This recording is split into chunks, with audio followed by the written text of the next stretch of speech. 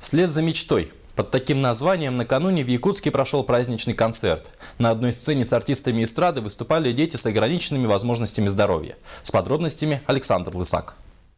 Айте Мапуловой 18 лет, и она слепая. Однако, имея огромное желание и веру в себя, Айта выступила дуэтом вместе с известной в Якутии певицей Олимпией, доказав, что ее недуг ничего не значит. Мы с ней созванивались, она мне и помогала, как слова правильно петь. И вообще, в общем, знаете, помогала, да, она мне и поддерживала, и помогала, поэтому трудно не было. У нас был выбор между двумя песнями. Одна лирическая была, одна такая вот позитивная, летняя. И Айте, конечно же, понравилась такая летняя песенка. Она такая детская, позитивная. И вот мы остановились.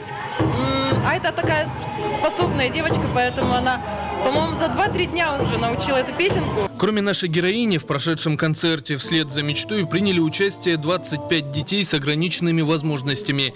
Вместе с ними выступили артисты эстрады, вокальные ансамбли и циркачи. Родители очень молодцы, никогда не опаздывают или опаздывают, то заранее уже говорят, что они опоздают или что, и все время так.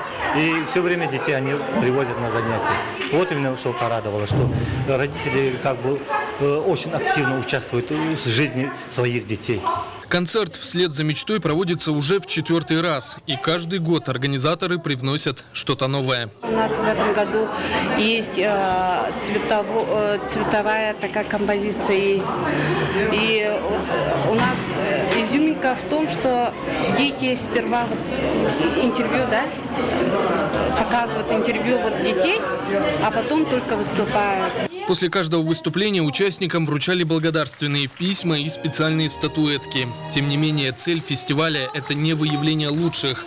Главное – показать, что, несмотря ни на что, каждый из участников концерта готов идти вслед за мечтой. Александр Лысак, Василий Соловьев. Новости столицы.